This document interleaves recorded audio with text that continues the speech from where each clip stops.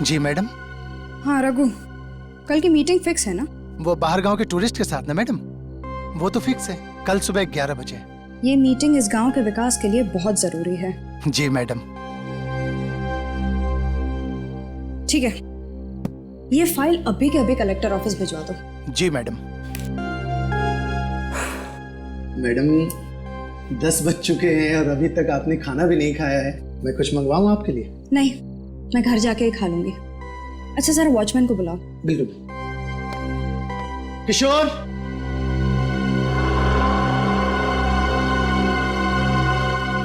किशोर, किशोर। लगता है सो गया फिर मैंगो, मैं उसे लेके आता हूँ।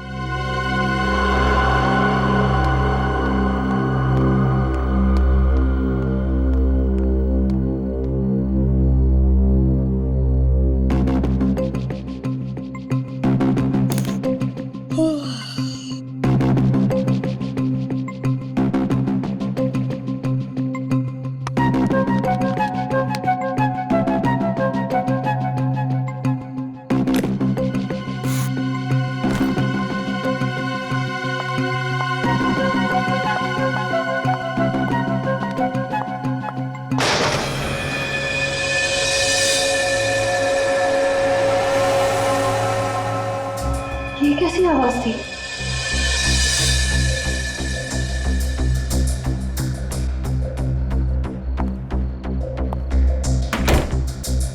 लगता है मेरे ही कान बज रहे हैं।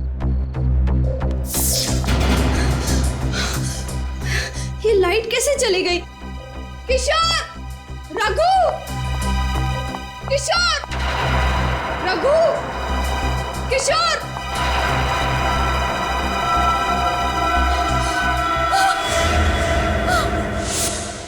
कौन है वहां पे?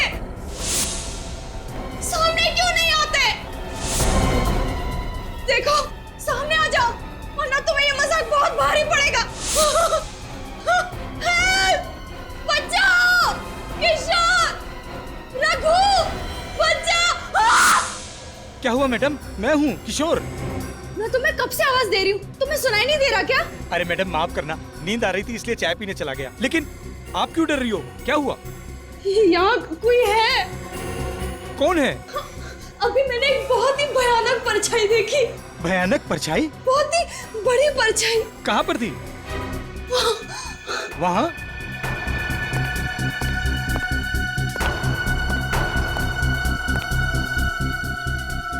यहाँ तो कोई भी परछाई नहीं है। लगता है आपको वहम हुआ है। मैं तुम्हारी बॉस हूँ, मुझे मत सिखाओ वहम क्या और सच क्या है। जाओ जाके ठीक से चेक करो। देखता हूँ।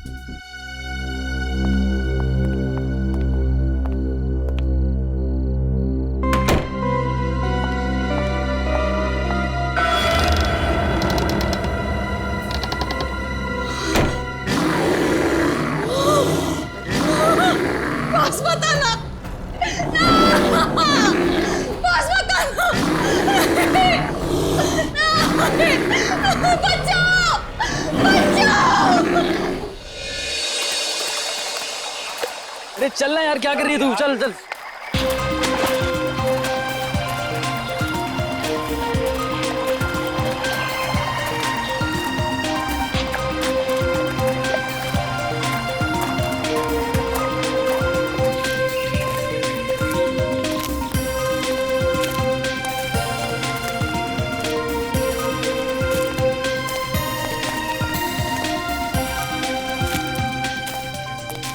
अरे यार, बचपन से मेरी इच्छा थी कि मैं ऐसी किसी जगह पे आके ट्रैकिंग करूं।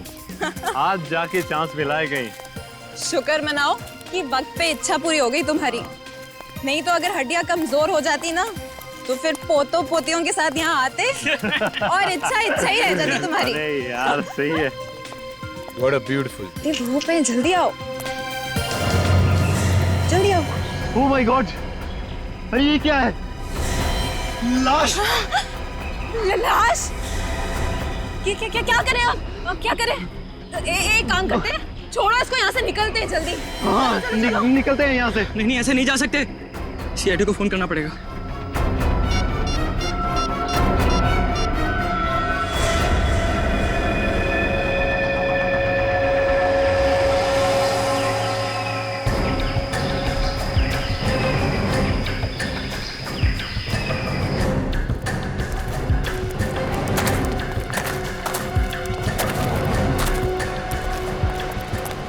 आप लोग थोड़ा पीछे हो जाइए, आइए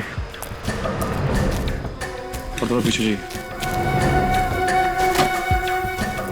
ये सीट तो पूरी तरह कुचल दिया गया है। पलटा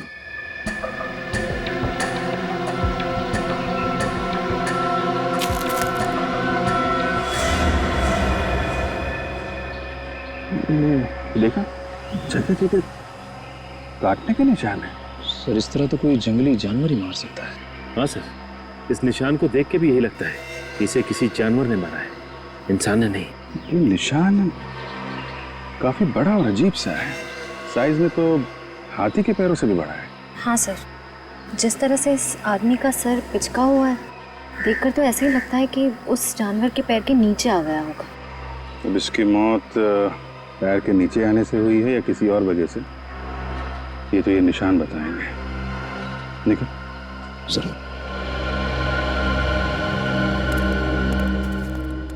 तो आप लोग यहाँ पे ट्रैकिंग करने आए थे? Yes sir. सर आए तो हम ट्रैकिंग के लिए ही थे, पर सर अगर हमें पहले से पता होता कि यहाँ पर कोई लाश मिलेगी तो हम भूल कर भी यहाँ नहीं आते सर। हाँ, और हमारा तो कल रात में ट्रैकिंग का प्लान था, मगर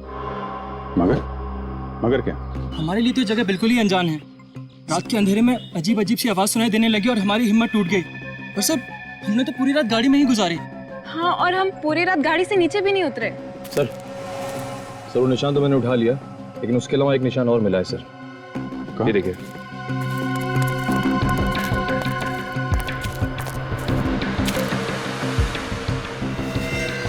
ये खूनी जानवर हमारे लिए रास्ता बनाता हुआ भी गया है। चलो देखते हैं। सर आपको क्या लगता है, ये निशान किसी जंगली जानवर के हो सकते हैं? अब जानवर है या जानवर की एक्टिंग करने वाला कोई इंसान, ये तो पता चल ही जाएगा। ये क्या?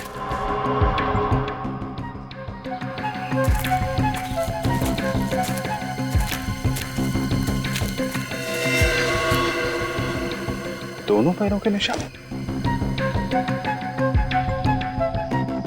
यहाँ पे खड़ा हुआ था क्या? यहाँ आसपास चेक करो जरा।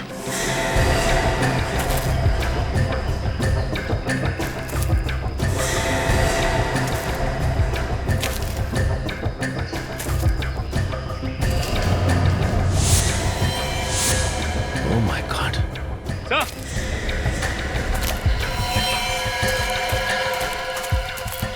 हाँ सचिन। सर एक और आदमी की लाश। माय गॉड, इसका भी सर कुचल दिया गया है। जरा बॉडी पलटो।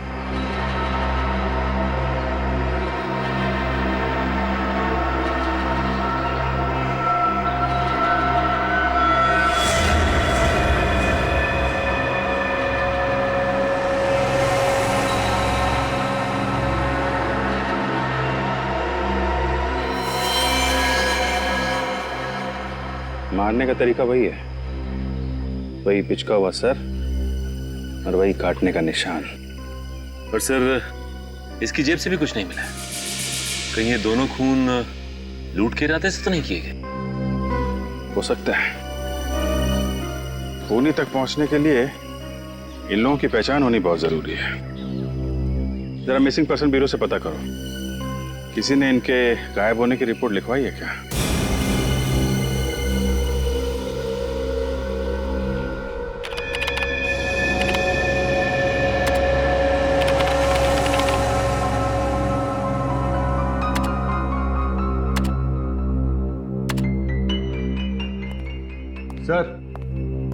सर पूरे 350 जानवरों के पैरों के निशान चेक कर चुका हूं, लेकिन जो निशान हमें लाश के पास मिले हैं वो किसी भी जानवर के नहीं। ये क्या चक्कर है? जानवर के भी निशान नहीं है, आदमी के भी नहीं है। मैं कुछ बोलूं? नहीं, बिल्कुल नहीं। मुंह मत खोलना तुम फ्रेडी। अरे एक बार सुन तो लीजिए सर। एक ही बात, मगर अगर तुम्हारे मुंह से आत्मा शब्द निकला ना तो मुझसे बुरा कोई नहीं होगा, याद रखना। वाइफ की कसम आत्मा का नाम नहीं लूंगा, क्योंकि आत्मा के पैरों के निशान तो होते ही नहीं है। बताओ जल्दी। ये पैरों के निशान के साइज देखकर तो ऐसा ही लग रहा है कि ये पैर किसी राक्षस या दानव के होंगे। आत्मा का नाम नहीं ले रहा हूं सर। आत्मा और दानव में उतना ही फर्क होता है जितना गन और राइफल में होता है। हो गया, बस बंद करो अपनी कहानियों की दुकान, समझे? सर उन दोनों मरने वालों के बारे में पता चल गया है। कौन है वो दोनों? सर पहली लाश अरुण की है जो विद्यानगर में रहता था। दूसरी लाश महेश की है जो वैशाली नगर में रहता था। विद्यानगर और वैशाली नगर, ये दोनों तो शहरी लोग थे सर। तो फिर रेवागढ़ जैसे गांव में क्या करने पहुंच गए होंगे? ये तो अरुण और महेश के घर वाले ही बता सकते हैं। मुझे अब तक यकीन नहीं हो रहा कि अरुण अब कभी वापस नहीं आएंगे। प्लीज संभालिए अपने आप को। हम वादा करते हैं कि आपके पति के खूनी को जल्द से जल्द पकड़ लेंगे। मम्मी, पापा वापस आ गए? नहीं बेटा, वो अभी नहीं आए। अब आप ही बताइए, क्या जवाब दूं मैं इस मासूम को जब ये हर पल अपने पापा को याद करेगी, पूछेगी कि वो कब आएंगे। हम आपकी तकलीफ समझ सकते हैं, लेकिन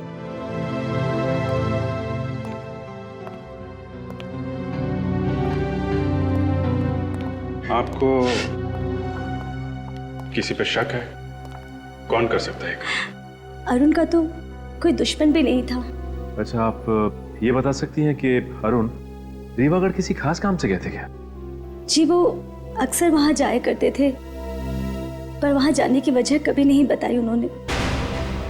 अक्सर जाते थे? जी हाँ, महीने में एक चक्कर तो लग ही जाया करता था उनका। तो आपने कभी पूछा नहीं कि क्यों जा रहे हैं रेवागढ़ में? जी, पूछने की कोशिश की, पर जब भी पूछा तो उनके चेहरे पे एक परेशानी सी नजर आती थी। बोलते थे कि वक्त आने पे वो सब कुछ बता देंगे। आखिर ऐसी क्या बात हो सकती है जो अरुण आपसे ये सब छुपा रहे थे? पता नहीं सर, पर वो जब भी जाते थे तो अपनी कुछ जरूरी कागजात और फाइल्स वगैरह लेकर जाते थे। फाइल्स वगैरह लेके जाते थे? कुछ ऑफिस का काम था क्या रेवागढ़ में? नहीं सर, अरुण की तो कपड़ों की दुकान है। रेवागढ़ में उनका क्या काम? अच्छा, इस बार जब वो रेवागढ़ गए थे तो ये फाइल्स और कागज साथ में लेके गए?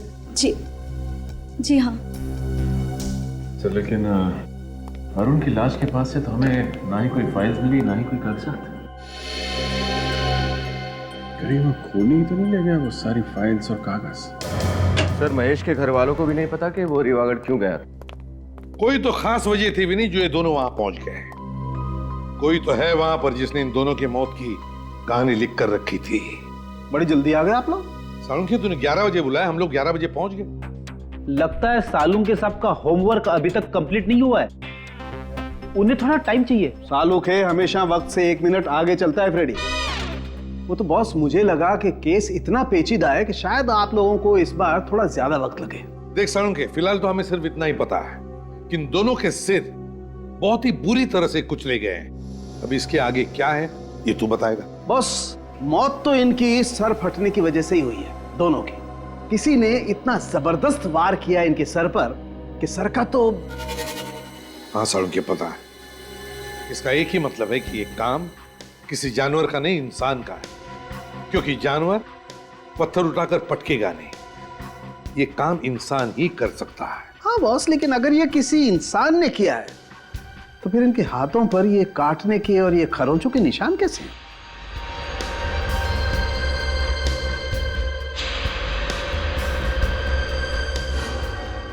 सर ये काटने के निशान इंसान के दांतों के? नहीं विनीत, आदमी के दांतों के निशान इतने बड़े नहीं होते। सालुंखे, जख्मों के अंदर देखता, शायद थूक के ट्रेसेस मिलते, पता चल जाता कि ये काम किसने किया है, इंसान ने या जानवर ने। वो सब कुछ हम कर चुके हैं बॉस। तो फिर क्या पता चला? उससे जो पता चला है उससे तो लगता है कि ये काम ना तो किसी आदमी का है ना किसी जानवर का है।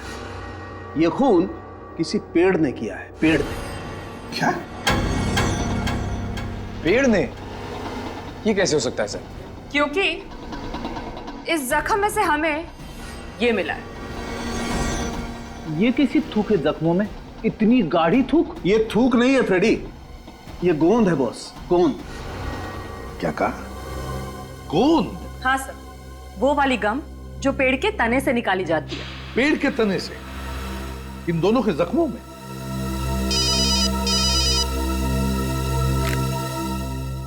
एसीपी प्रद्युमन, क्या कहा?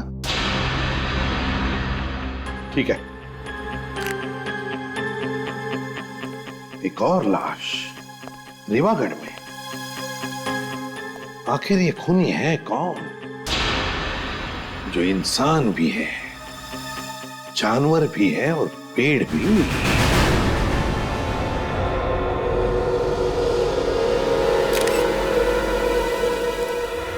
ये बताइए, आपको पता कब चला यहाँ पे लाश पड़ी हुई? सर, यहाँ से मैं अपने घर की तरफ जा रहा था, तभी अचानक मेरी नजर इस लाश पर पड़ी, और जब मैंने लाश को पलट कर देखा तो मेरे तो होश ही उड़ गए। बहुत उम्मीद थी सोनाली जी से साहब कि वो हमारे गांव को शहर से भी आगे लेकर के जाएंगे, मगर हमारे सपनों पर पानी फिर गया साहब। कितना टाइम हुआ था सोनाली जी को यहाँ की तहसीलदार बने हुए? सर, यही करीब कोई 2 महीने हुए हैं, लेकिन इन 2 महीनों में उन्होंने गांव के विकास के लिए इतना कुछ कर दिया जितना कि हमारे गांव के लिए आज तक बड़े बड़े लोग भी नहीं कर पाए।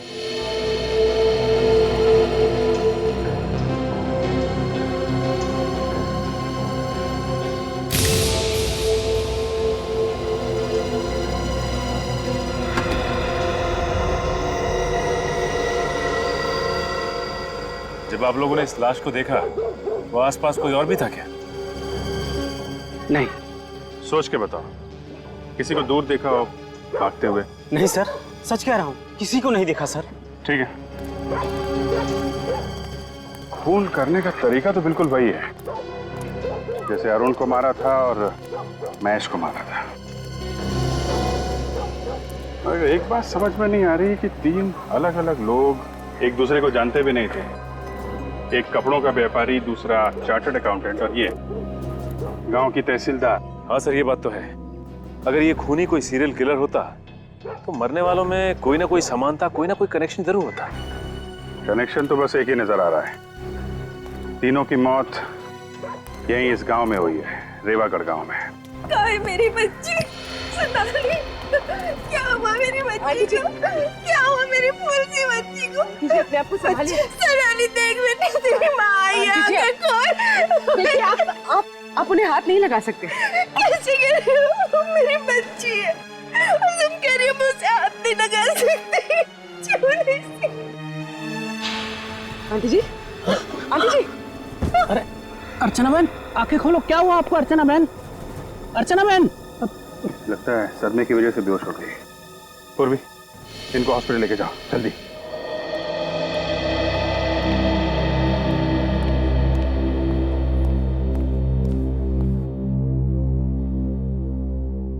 दोबारा बीपी चेक करने से पहले फिर से दवा देना और प्रेशर चेक करके मुझे रिपोर्ट करना। डॉक्टर साहब, अब तबीयत कैसी है इनकी? बेटी की मौत के सदमे की वजह से थोड़ा ब्लड प्रेशर लो हो गया था, अभी ठीक है। बात कर सकते हैं इनसे? हाँ हाँ जरूर। प्लीज। आंटी कैसी हैं आप? जिस बदनसीब औरत से उसकी जवान बेटी रातों रात छिन जाए, वो कैसी हो सकती है? आप पे क्या बीत रही है हम लोग समझ सकते हैं, मगर जिस माँ से वो औलाद छिन जाए जिसे उसने जन्म दिया है, पाला है, पोसा है, उसका दर्द तो सिर्फ एक माँ ही समझ सकती है। सोनाली बिटिया को जिसने भी मारा होगा ना, उसको नरक में भी जगह नहीं मिलेगी। आप जी, मैं ये हरीश भैया है। मेरे पति रवि की मौत के बाद इन्होंने ये सोनाली को बाप से बढ़कर प्यार किया है। रवि मेरे बचपन का दोस्त था साहब। आप लोगों को किसी पे शक है? किसका काम हो सकता है ये?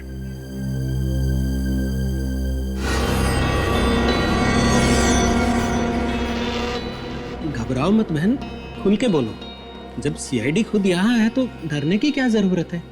घबराइए मत, बताइए हमें किसने खून किया सोनाली का?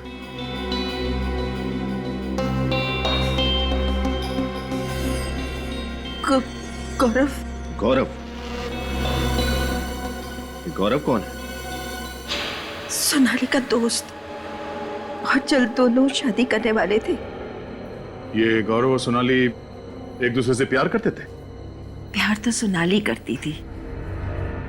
गौरव को प्यार था तो सिर्फ और सिर्फ सोनाली के पैसों से। तुम्हारे जब भी मैं पैसे मिलता तभी तुम्हारे पास पैसे क्यों नहीं होते यार? कहाँ तुम चिल्लाओ मत। मुझे तुम्हें हर महीने पैसे देने, मुझे माँ को भी पैसे देने, मैं इतने पैसे कहाँ से लाऊं? ये पहली बार दे रही हो क्या यार? तुम तुम्हारे माँ के लिए तुम्हारे पैसे सबके पास हो, मेरे लिए पैसे नहीं है तुम्हारे पास। मुझे नहीं बात करनी है तुमसे। अगर तुम्हें पैसे नहीं देने मत तो मेरे नाटक नहीं करो मेरे सामने। गौरव प्लीज। तो गौरव सोनाली को पैसों के लिए परेशान करता था।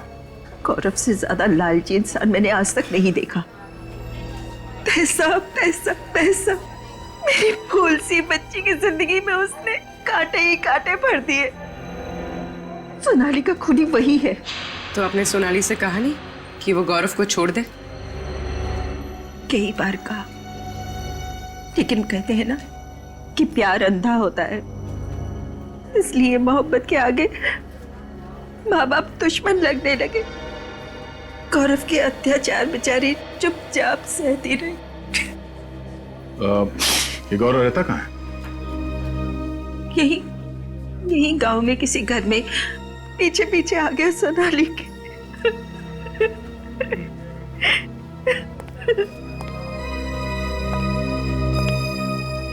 इस गौरव को ढूंढना पड़ेगा।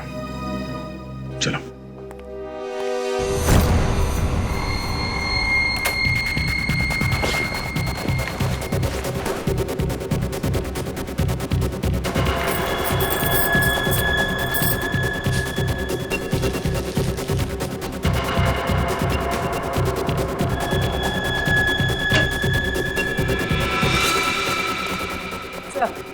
ये गौरव का घर।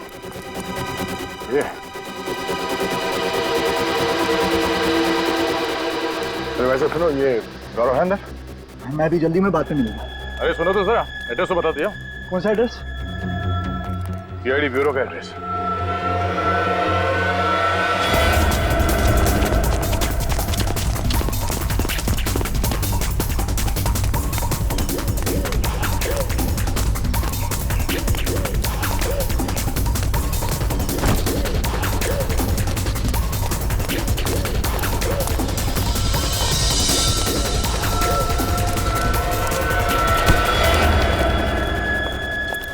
क्यों मारा सोनाली को?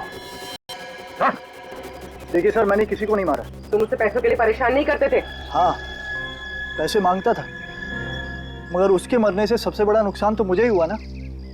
पैसे मिलना बंद हो गए तो फिर मैं क्यों मारूंगा उसको सर? तूने नहीं मारा तो फिर किसने मारा? मुझे नहीं मालूम सर किसने मारा, लेकिन हाँ, वो किसी केस को लेके परेशान रहती थी। कैसा केस? कौन सा केस? शायद कोई जमीन का था। इसके आगे मुझे कुछ नहीं मालूम सर। ठीक है, जब तक इस केस की तहकीकात पूरी नहीं हो जाती, गांव छोड़कर तुम कहीं नहीं जाओगे। विनीत, चल चल। लगता है ये जमीन का केस ही सोनाली की जान का दुश्मन बन गया था। हमें अच्छी तरीके से पता है आप लोग कुछ ना कुछ तो छुपा रहे हैं। सबकी भलाई इसी में है कि चुपचाप सच सच बता दो, वरना उसका चौथा शिकार आप में से भी कोई हो सकता है। सच बताने में तकलीफ नहीं सर, बात सिर्फ इतनी है कि आपको मेरी बातों पर यकीन नहीं होगा सर। क्यों नहीं होगा? है? क्यों नहीं होगा? बताओ बात क्या है? सर, ये खून इंसान ने नहीं किया है, दानव ने किया है, दानव ने। क्या? दानव? ये कैसी बात कर रहे हैं आप? देखा सर, मैंने कहा था ना आपको मेरी बातों पर विश्वास नहीं होगा। जैसा मानव होता है वैसा ही दानव होता है, और सच तो ये है कि वही दानव एक एक करके अपने खून की प्यास बुझा रहा है सर। तुम लोगों ने देखा है उसे? हाँ साहब, देखा है। बहुत ही विशाल है वो। उसका रंग अमावस की रात की तरह एकदम काला है। हाथी जैसे बड़े बड़े पैर है उसके, और जब वो चलता है लगता है जैसे धरती पर भूकंप आ जाएगा। कब देखा है? वो सिर्फ रातों में ही नजर आता है। अच्छा, मतलब रेवागढ़ में एक रात गुजारनी पड़ेगी। सोनाली मैम बहुत ही अच्छे स्वभाव की महिला थी। वो हमेशा ईमानदारी और मेहनत की सीख दिया करती थी। आप उनके सेक्रेटरी थे, तो फिर तो आपसे काफी कुछ बातें शेयर करती होंगी वो? नहीं सर, उनका अभी कुछ ही दिन पहले यहाँ तबादला हुआ था, तो हमेशा काम की ही बातें होती थी। अच्छा, पिछले कुछ दिनों में उनका बर्ताव कैसा था? किसी बात को लेकर परेशान थी? हाँ सर, किसी बात को लेकर चिंतित तो थी मैडम। खाना वगैरह भी टाइम पे नहीं खाती थी। क्या परेशानी थी, कुछ पता है? शायद वो किसी केस को लेकर के मैडम। केस की वजह से? क्या ये केस किसी जमीन से संबंधित थे? सर मुझे ये बात तो ठीक से पता नहीं, लेकिन हमेशा मैंने उनके मुंह से केस केस सुना है और वो खुद से ही बातें करती थी। खुद से बातें करती थी? क्या बोलती थी वो बोलती थी सर कि किसी भी हालत में ये केस जितना जल्दी हो सके निपटाना बहुत जरूरी है। सोनाली का कैबिन कहाँ है? इधर है सर, लेकिन आप इधर से आइए सर।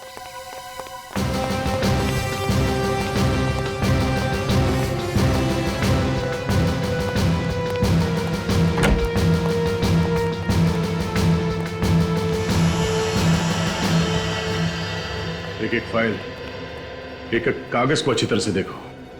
वो कौन सा केस है जो सोनाली को परेशान कर रहा था, उसका जवाब इस ऑफिस में कहीं दबा हुआ है। देखो।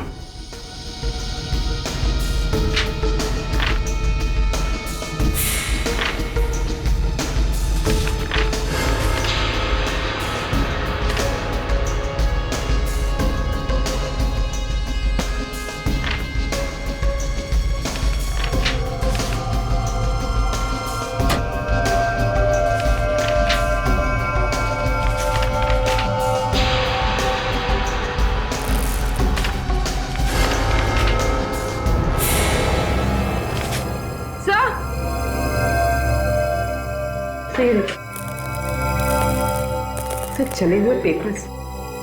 मगर सर कोई कागज जलाकर यहाँ क्यों फेंकेगा? वो शायद इसलिए बनी क्योंकि सोनाली की मौत का राज इन कागजों में दफन था। सर ये देखिए, आधी जली हुई फाइल। यहाँ कुछ छपा हुआ है। सर शायद पहले पेज की स्याही का प्रिंट इस फाइल पे छप गया है। हाँ, देखो यहाँ। क्या हुआ सर? क्या ये सब? ये फाइल और ये कागज किसने जलाया? सरकारी फाइल जला दी किसी ने? ये किसने किया सर? ये तुम हमसे पूछ रहे? यहाँ ऑफिस में तुम रहते हो या हम? हाँ सर, लेकिन मैम। सोनाली के कैबिन में सबसे ज्यादा तुम्हारा ही आना जाना होता था ना? बिल्कुल मैम, लेकिन मैं फाइल क्यों जलाऊंगा? कहीं सोनाली मैम नहीं तो नहीं? वाह, ये अच्छा है। जो मर गया उसी के सर पे इल्जाम डाल दो। क्यों? सर वाकई मुझे पता नहीं कि ये किसका काम है सर। ये फाइल देखो। क्या तुम बता सकते हो फाइल किस चीज की है?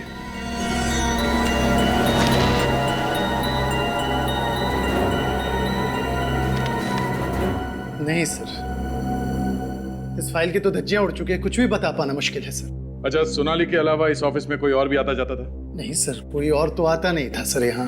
मतलब जरूर किसी ऑफिस वाले का ही हाथ है सोनाली के खून में। ऑफिस वाला? हाँ, बाहर का कोई आदमी तो आसानी से आ नहीं सकता, तो कोई अंदर वाला ही दगाबाज है। मगर कौन सर? वो तो ये फाइल पढ़ने के बाद पता चल जाएगा। डॉक्टर सालों के पता लगा ही लेंगे कि फाइल है किस चीज की।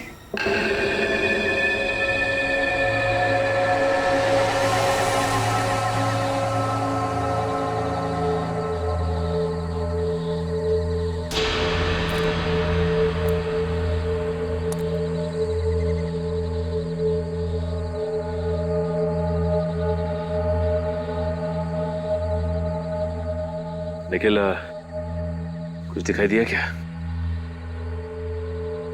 नहीं सर, अब तक तो नहीं दिखा, शायद आने वाला होगा।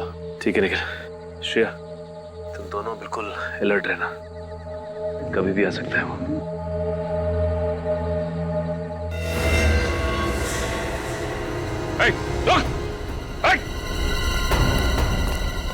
क्या हुआ सर?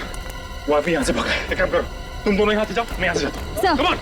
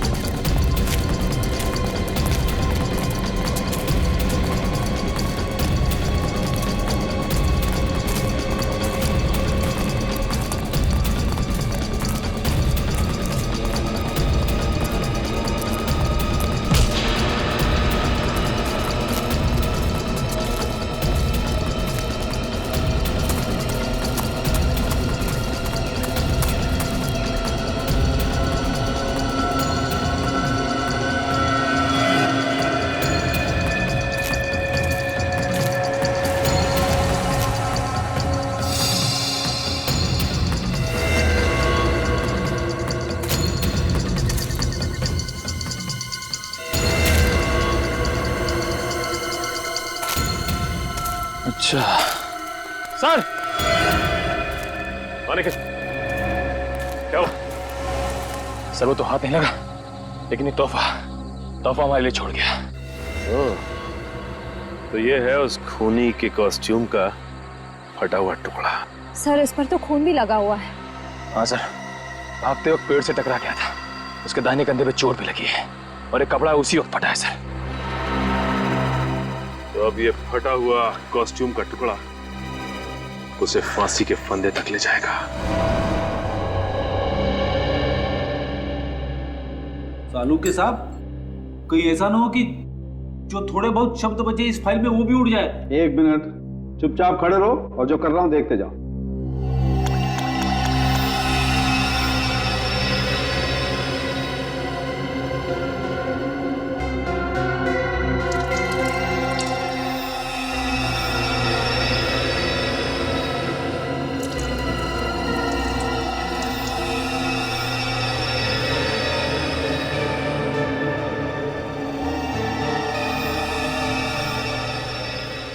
वाह भाई, देखा फ्रेडी, इसे कहते हैं रेत में से सुई ढूंढना।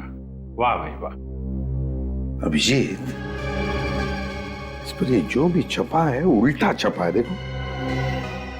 वो शायद इसलिए हुआ होगा कि इस फाइल में जितने भी पेपर्स होंगे उसमें जो सबसे ऊपर पेपर था उसकी स्याही गीली होगी और ये फाइल बंद कर दी गई, तो फाइल के कवर पर उस पेपर का प्रिंट आ गया।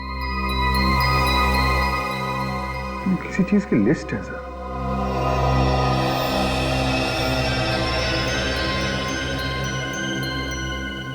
तारिका, जरा मिरर लाना था। सर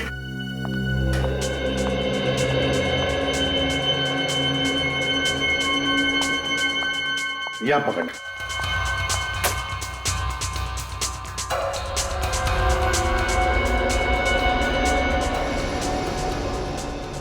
अभिजीत, ये तो लोगों के नाम की लिस्ट है।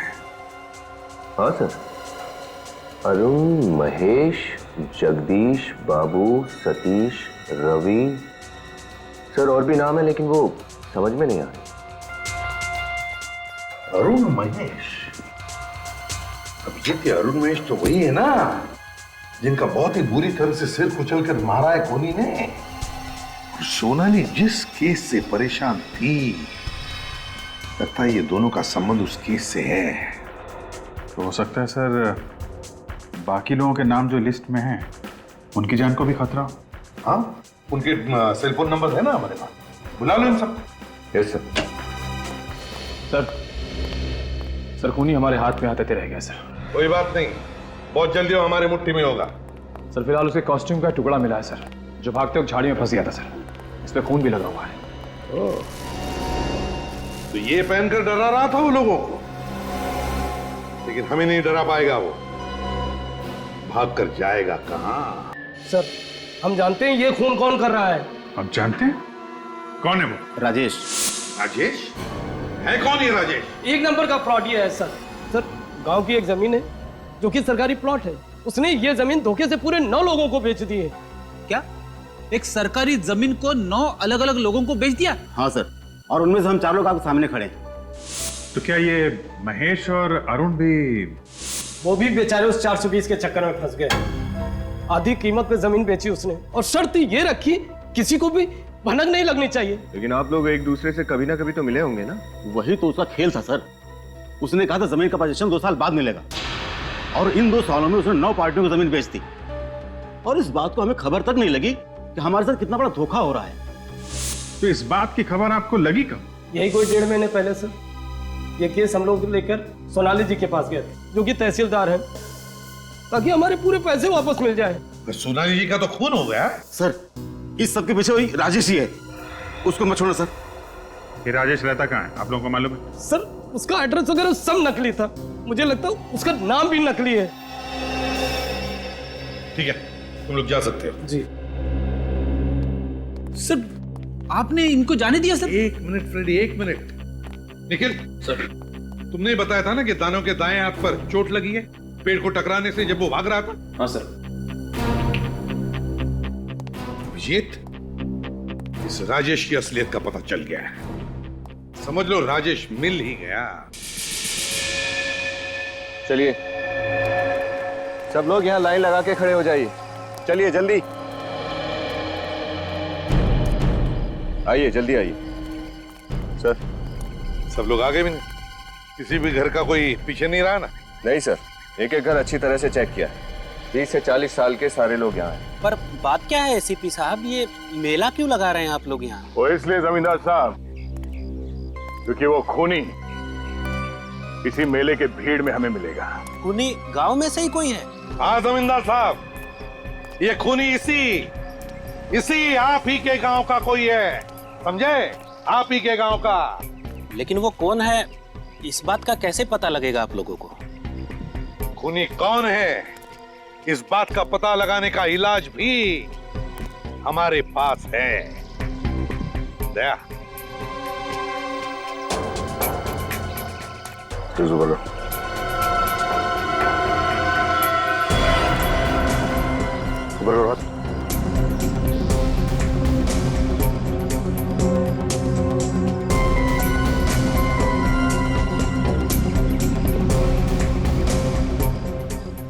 क्या देखते साहब? कुछ नहीं। मैं नहीं दिखाऊंगा सर। क्यों? हाथ के स्लीव्स ऊपर करो।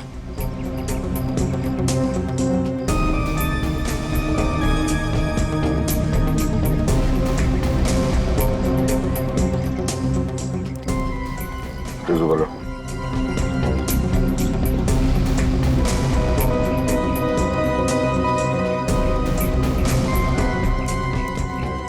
सर इनमें से तो कोई भी नहीं है।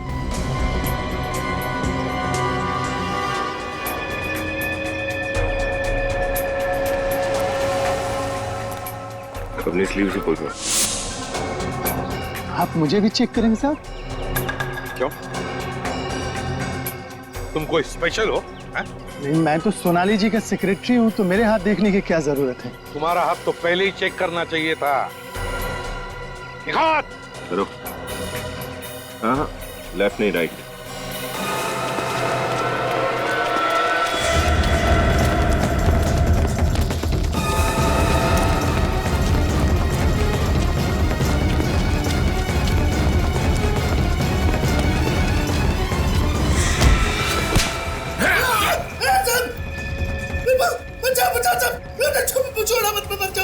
बुरे काम का बुरा नतीजा। हाँ? मुझे बहुत डर लगता है साहब। अच्छा, अब पता चला जब इंसान से मौत सिर्फ 10 सेकंड दूर होती है तो कितना डर लगता है। हाँ? मैंने कुछ खून नहीं किया साहब। मैं उस खूनी का नाम बता दो साहब। खून तूने नहीं किया? नहीं साहब, मैंने खून नहीं किया साहब। असली नचाने वाला तो कोई और था साहब। जो सर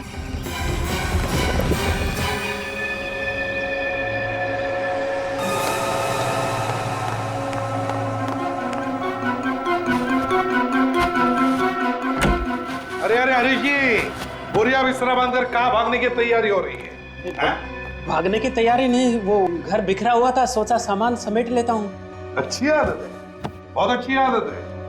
हमें भी आदत है साफ सफाई करने की। आप जैसे लोगों को जेल भेज के समाज की साफ सफाई करने की। हरीश जी,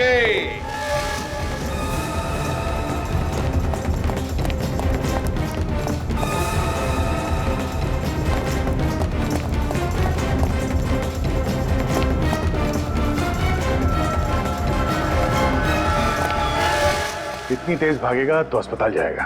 देखो मुझे जाने तो मैं गांव की आधी जमीन तुम्हारे नाम कर दूंगा, एक बार जाने तो मुझे बस। जमीन का लालच देता तुमने? शर्म नहीं आई तुझे? अगर तू खुद पकड़ा गया था तो मेरा नाम लेने की क्या जरूरत थी? मुझे डुबा के क्या खुद बच गया तू? तेरी वजह से मैं यहाँ पे खड़ा हूँ।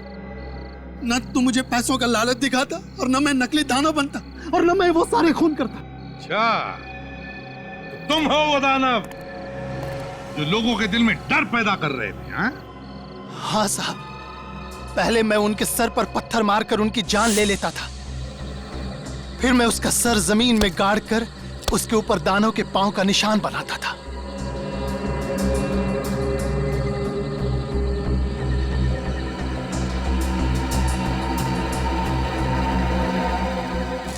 फिर उनके जख्म पर पेड़ का गोंद लगाता था ताकि लगे कि यह दानव की थूक है। पर मैं तो सिर्फ मारता था साहब, ये सारा प्लान इसका था, इसने मुझसे कहा था। अगर ये तुम्हें कुएं में कूदने के लिए कहता तो क्या कूद जाते? जितने भी खून हुए ना, जितने भी, उसके तुम भी जिम्मेदार हो, और तुम भी राजेश। राजेश? हाँ राजेश उर्फ हरीश। 9 लोगों को तुमने फंसाकर उन्हें एक ही जमीन बेची और फिर एक एक करके उन 9 लोगों को खत्म करना शुरू कर दिया इस दानव के जरिए। तो क्या करता मैं साहब, मेरा भांडा फूटने वाला था। हर दूसरे दिन कोई ना कोई पार्टी आ जाती थी जमीन पे। अब धीरे धीरे लोगों को पता चलने लगा कि मैं बेईमान हूँ और लोग मुझे ढूंढने लगे।